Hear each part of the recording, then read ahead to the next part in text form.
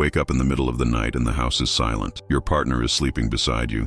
They're breathing steady and calm, while your mind races with thoughts you cannot name. You stare at the ceiling and feel something gnawing at you, something you cannot quite articulate. It is not sadness exactly, though sadness is there. It is not anger, though anger flickers at the edges. It is something deeper, something that feels like hunger, but not for food, like longing, but not for anything you can point to and say, "That is what I want." You have everything you are supposed to want: the relationship, the stability, the life that looks good from the outside. And yet here you are, awake at 3 in the morning, feeling like something vital is missing, like you are living a life that fits everyone else's expectations, but not your own. You are not alone in this. Countless women lie awake at night with this same feeling, this same unnamed ache. They sit in coffee shops and smile while inside they feel hollow. They scroll through their phones looking for something, anything, that might make them feel alive again. They go through the motions of their days, competent and functional, while inside,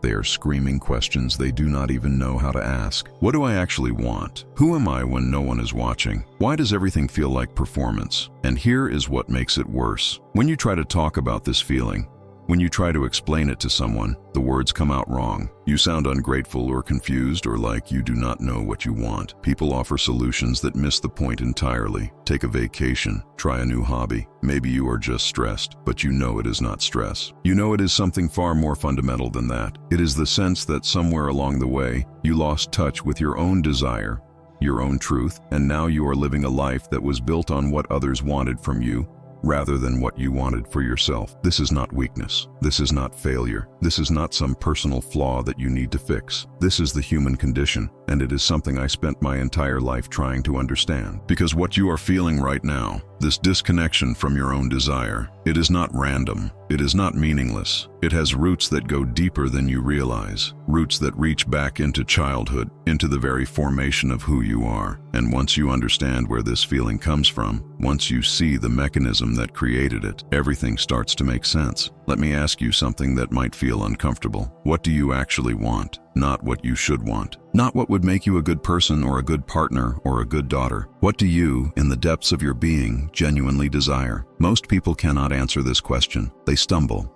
They hesitate. They give answers that sound rehearsed, answers that they think they are supposed to give. And this is because somewhere in the process of becoming who they are, they learn to bury their true desires so deeply that they can no longer find them. This is what I discovered in my work, and this is what I want to explore with you today. The question of female desire, the question of what women actually want. It is not a simple question. It is not a question that can be answered with a list or a formula. It is a question that takes us into the deepest, most hidden parts of the human psyche, into places where even the person themselves does not want to look. When I began my work in psychoanalysis, I was confronted with a mystery that would occupy me for decades. I saw women in my practice who suffered from symptoms that had no physical cause. Hysteria, we called it then, though that term has been rightly abandoned for the crude and dismissive label it was. These women experienced paralysis, blindness, seizures, pain, all without any medical explanation. And as I listened to them, as I followed the thread of their symptoms back through their histories, I found something that shocked me. Their symptoms were not random. They were messages. They were the body's way of speaking what the mind could not allow itself to say. These women were not sick in the way medicine understood sickness. They were in conflict. There was something they wanted,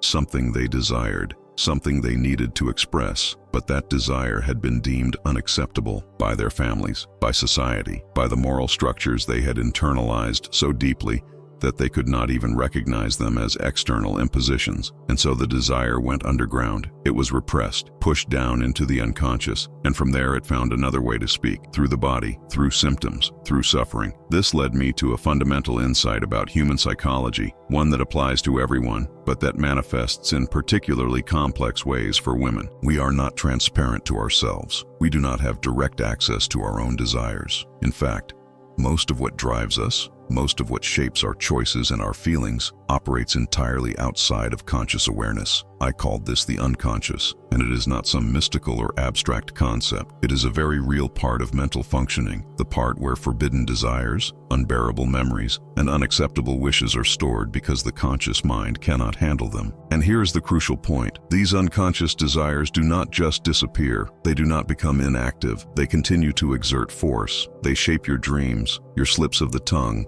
Your inexplicable moods, your sudden tears, your patterns in relationships, your choices that seem to sabotage your own happiness. They are there, beneath the surface, pushing and pulling and trying to find expression. For women, this dynamic is complicated by something very specific. From the earliest moments of psychological development, a girl learns that her desires are dangerous, not overtly, not through explicit prohibition, though sometimes that too, but through 1,000 subtle messages. Good girls do not want too much. Nice girls put others first. A woman's value lies in her ability to nurture, to accommodate, to make space for others' needs. And so the girl learns to perform. She learns to present a version of herself that is acceptable, that earns love and approval, while her real desires, her real wants, her real self gets pushed deeper and deeper underground. This is not a conscious choice. No child sits down and decides to repress their authentic self. It happens automatically, as a survival mechanism, as a way to maintain connection with the people they depend on for their very existence. But the cost is enormous. If this is making sense to you, if you are recognizing something of yourself in what I am describing, show your support with a like, because understanding this mechanism, seeing how it operates in your own life, this is the beginning of something profound. This is the beginning of reclaiming what was lost. Let me pause here for a moment because I need to ask you something that matters. Have you ever felt like you are living two lives at once? The one everyone sees, where you smile and function and pretend everything is fine, and the one inside your head, where you are struggling, confused, doubting every choice you make. That split, that exhausting performance of being okay when you are not, it is something Freud understood deeply. And I want you to know something. You are not broken. You are not weak. You are human. And what you are feeling right now, this exact struggle you are carrying, someone else watching this video is feeling it too. They are sitting there thinking they are the only one, just like you might be thinking right now. So I am going to ask you to do something that might feel vulnerable, but it is important. Go down to the comments right now and type this exact phrase, I feel this. Just those 3 words, I feel this. You do not need to explain. You do not need to write your whole story. Just let those words be your voice today, because when you do that, something powerful happens. The person scrolling through these comments, the one who feels completely alone in their pain, they are going to see your comment, and for the first time in maybe days, weeks, or months, they are going to realize they are not alone either. Your 3 words might be the thing that helps them breathe a little easier tonight. This is not just about engagement. This is about connection. This is about breaking the silence that keeps us isolated in our suffering. Freud built his entire life's work on one simple truth. We heal when we speak what has been hidden. So speak it now. Go to the comments. Type I feel this. And know that by doing so, you are not just helping yourself. You are helping every single person who needs to know that what they feel is real, is valid, and is shared. Do it now. I will wait. Now let us go deeper into this question of female desire, because it is here that my work became most controversial and most misunderstood. I propose that female sexuality, female desire, is not some pale reflection of male sexuality. It is not simply the passive reception of male initiative. It is its own complex, powerful, and often conflicted force. But understanding it requires us to look at how female psychology develops, and this development is marked by a fundamental wound. In early childhood, both boys and girls begin their psychological life with an intense attachment to the mother. She is the first object of love, the first source of satisfaction, the center of the infant's universe. But as the child grows and enters what I call the phallic stage, around ages 3 to 6, something dramatic happens. The child becomes aware of sexual difference. The boy sees that he has a penis and his mother does not. The girl sees that she does not have a penis and her mother does not either. Now, this is not about anatomy as such. It is about what these physical differences come to symbolize in the child's mind. The penis becomes a symbol of power, of completeness, of the ability to satisfy and be satisfied. And the girl, upon noticing its absence in herself and her mother, experiences what I called penis envy. But this term has been so wildly misinterpreted that I must be clear about what I actually meant. Penis envy is not a literal desire for male anatomy. It is a psychological recognition that in the world as it is structured, maleness carries privileges that femaleness does not. The girl sees that her father,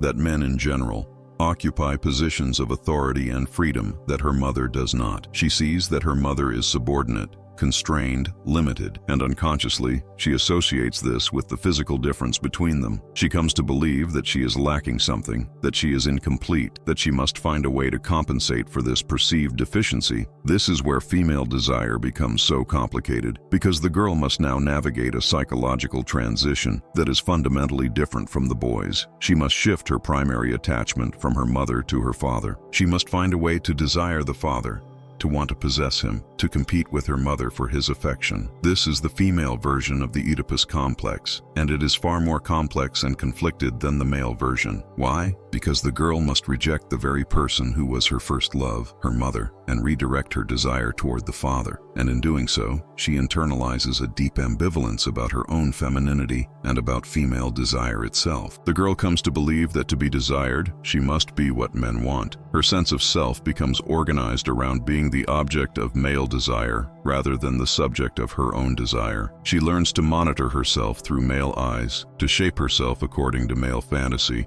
to find satisfaction not in the direct expression of her own wants, but in being wanted by someone else. This is the origin of that feeling you had at 3 in the morning. That sense of being disconnected from your own desire, of living a life organized around other people's needs and wants. It comes from this early psychological development where your own desire got tangled up with the desire to be desired, where your sense of worth became dependent on external validation rather than internal truth. And here is where it gets even more complex. Because what does the girl actually want? What does the woman actually want? I famously said late in my career that this was a question I could not fully answer. After decades of working with women, of listening to their dreams and their symptoms and their conflicts, I admitted that the question of female desire remained partially mysterious to me. But this was not an admission of defeat. It was an acknowledgement of the complexity involved, because female desire is not simple. It is not linear. It is not easily categorized. Women want to be desired. Yes, but they also want to desire. They want to be seen, but they also want to see. They want to be taken care of, but they also want autonomy. They want connection, but they also want freedom. They want to surrender, but they also want control. These are not contradictions to be resolved. They are the reality of human desire, which is always ambivalent, always multiple, always in conflict with itself. The problem is that society, with its rigid gender roles and its moral demands,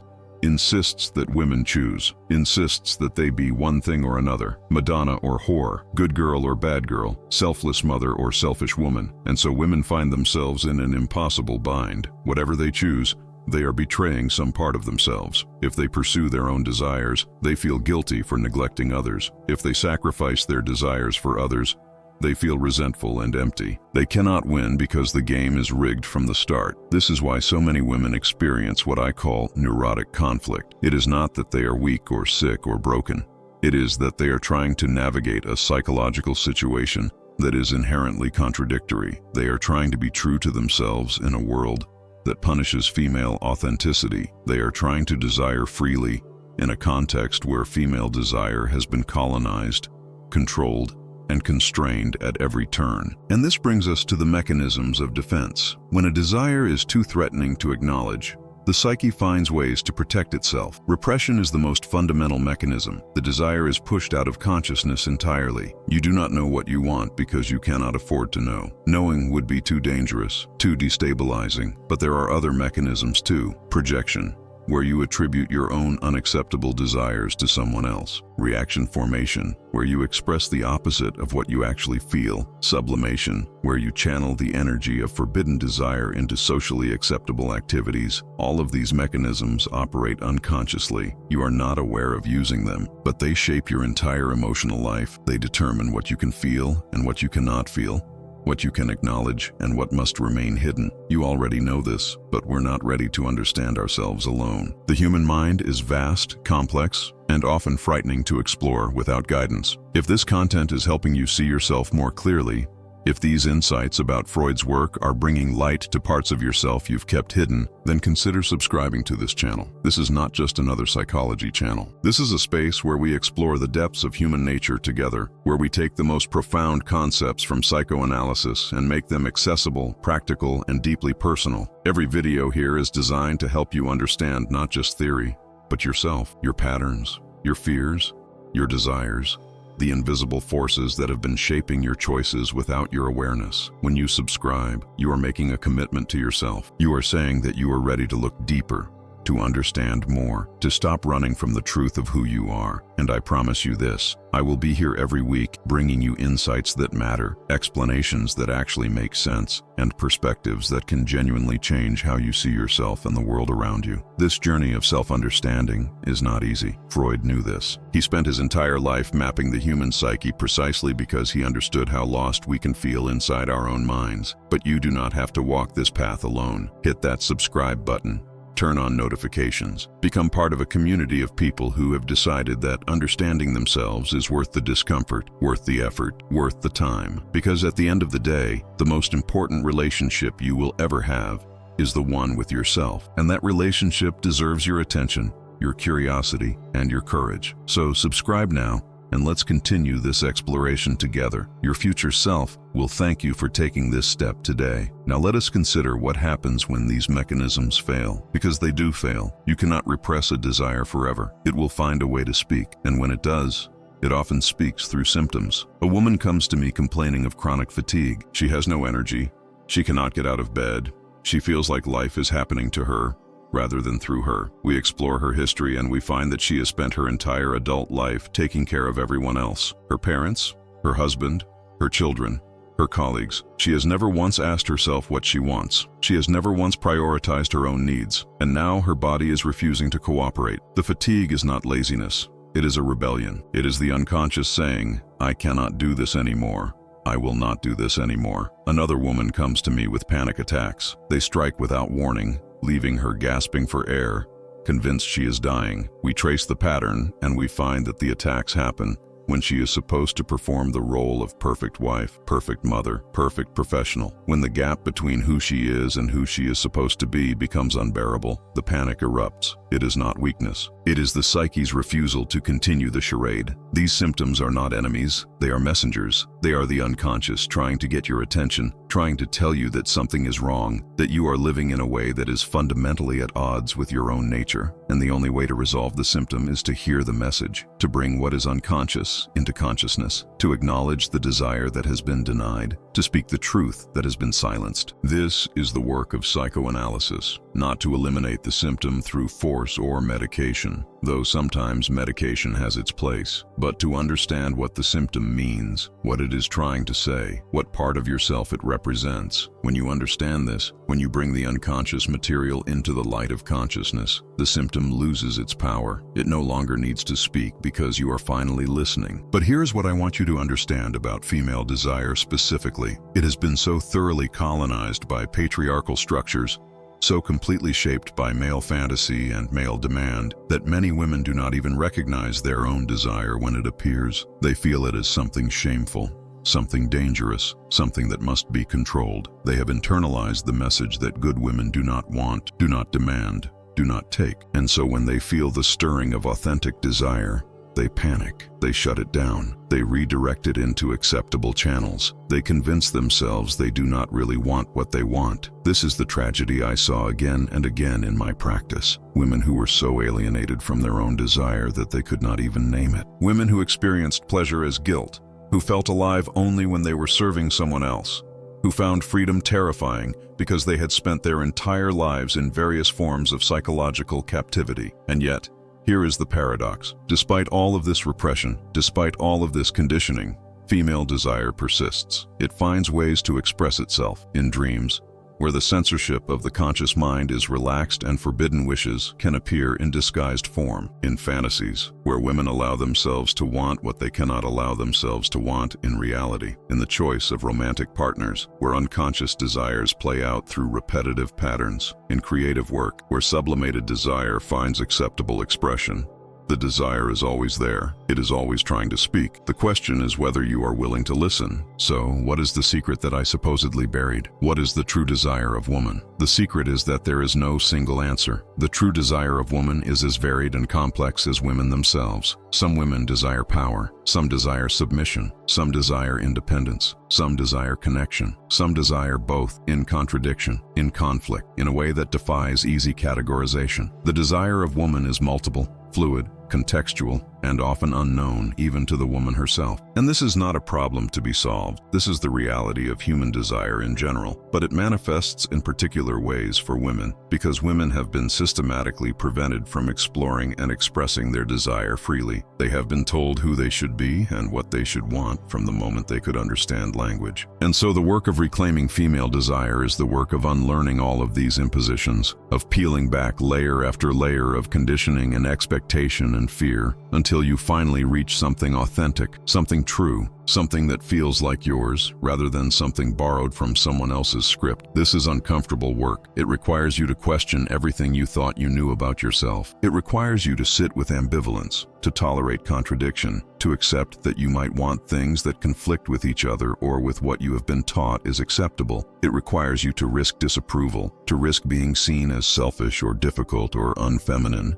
It requires courage, but the alternative is to continue living that split life, the one where you smile on the outside and scream on the inside, the one where you perform the role assigned to you while your authentic self withers in the darkness, the one where you lie awake at 3 in the morning feeling like something vital is missing, because it is. What is missing is you, your real desire, your real self, the part of you that was buried so long ago that you can barely remember it was ever there. So how do you begin this work? How do you start to reclaim your desire? You begin by paying attention. You notice when you feel alive and when you feel dead. You notice when you are performing and when you are genuine. You notice the moments when you say yes but mean no, when you smile but feel nothing, when you go along but want to resist. You notice the dreams that disturb you, the fantasies that excite you, the thoughts that appear unbidden and then vanish before you can grasp them. You notice the symptoms your body produces, the ways it refuses to cooperate with the life you are trying to live. You notice all of this without judgment, without immediately trying to fix it or explain it away. You just notice, and in that noticing, something begins to shift. The unconscious begins to speak more clearly. The desires that were hidden begin to show themselves. The authentic self begins to emerge from underneath the layers of conditioning. And here is what I learned from my patients, from the women who had the courage to do this work, when they finally allowed themselves to know what they wanted, when they finally stopped performing and started living. They did not become selfish monsters. They did not abandon everyone they loved. They became more themselves. They became more alive. They found that they could give from a place of genuine generosity rather than resentful obligation. They found that they could love more fully because they were no longer living a lie. They found that the thing they feared most, their own desire, was not dangerous at all. It was liberating. Share this video with someone who needs to understand this, because the work of reclaiming desire, the work of becoming authentic, it is not something you can do in isolation. We need each other for this work. We need to see our struggles reflected in others. We need to know that we are not alone in this process of becoming who we actually are. Let me leave you with this question. If you could want anything without fear of judgment, without concern for how others would respond, without the weight of expectation or obligation, what would you want? Not what you should want, not what would make you good or acceptable or safe, but what you, in the depths of your being, genuinely desire. Sit with that question. Do not rush to answer it. Let it work on you. Let it open spaces inside you that have been closed for a very long time. Because that question,